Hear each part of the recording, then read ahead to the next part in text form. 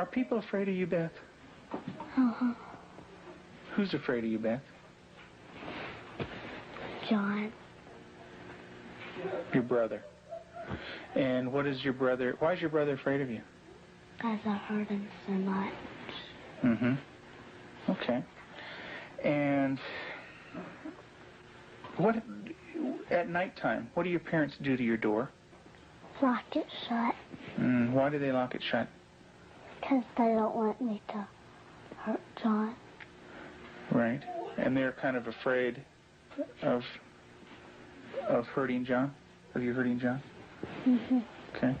Are they afraid that you might hurt them? Yep. Would you, Beth? Mm-hmm. When would you do it? Nighttime. Okay. Why would you do nighttime? Because I don't like them seeing me do it. But they can feel me do it. Mm-hmm. And what would you do to him, Beth? Stab him. Okay. What would you stab him with? A knife.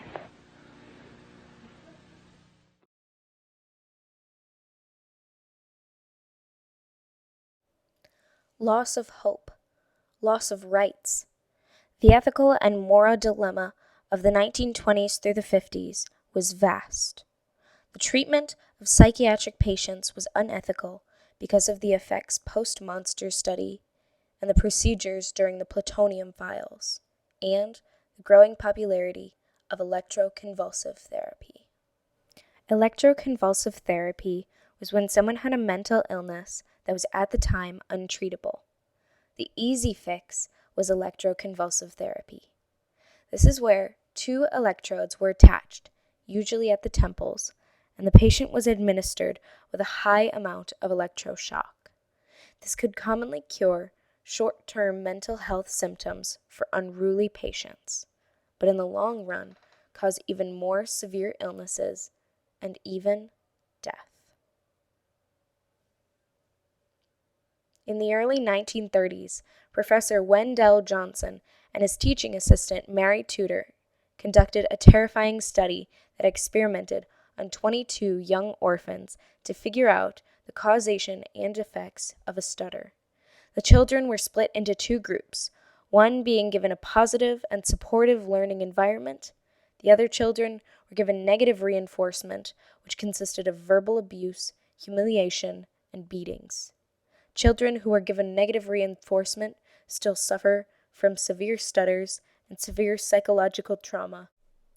The plutonium files was a series of government-run experiments that were hidden from the public eye.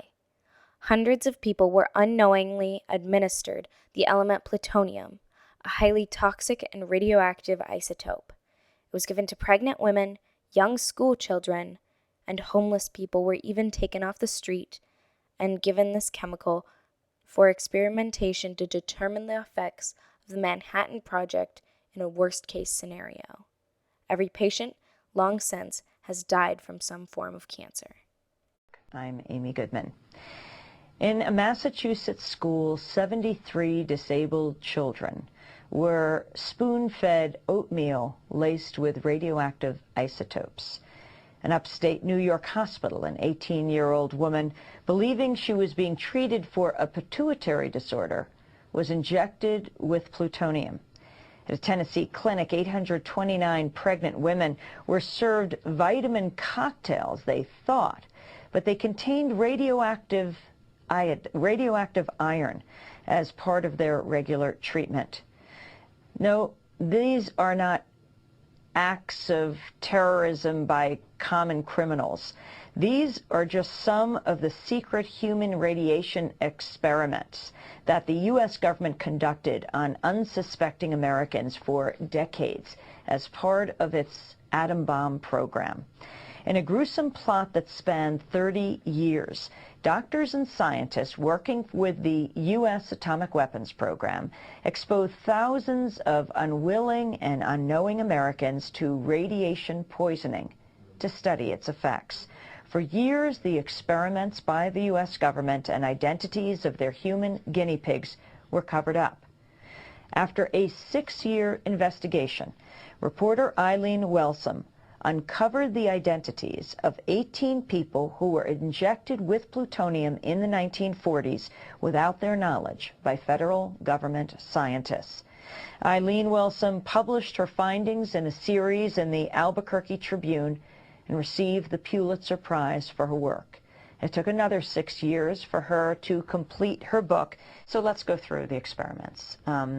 The 18 people injected with plutonium, none of them knew that that had happened to them.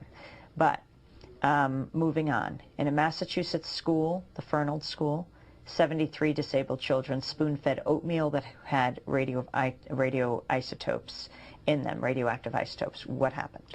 In that case, this was a nutrition study, and they were given radioactive calcium and other radioisotopes. Every morning? In their oatmeal. It was either mixed into the oatmeal or in the milk.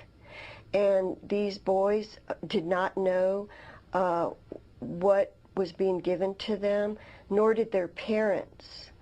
And in fact, they were told that this was really something nutritious and good for them. They were asked to give blood samples, urine samples, feces samples. How long did this go on for? It went on for a number of years, and these boys grew into men and did not find out what had been done to them till the 90s. Upstate New York hospital, 18-year-old girl thinks she is being treated for a pituitary disorder, gets injected with plutonium. This was a young woman who, again, like Elmer Allen, wound up in a hospital at the wrong place and at the wrong time, and was injected. Tennessee clinic, 829 pregnant women served radioactive iron as part of their regular treatment. What did they think they were getting? This was a study done immediately after World War II, and these young women came to the clinic thinking that they were getting vitamins to drink, that this would help their babies. And in fact, what was being studied was how fast the radioiodine crossed into the placenta. And where was this? This was at Vanderbilt University in Nashville. And who was in charge? There were a group of scientists from Vanderbilt University. And what happened to these women?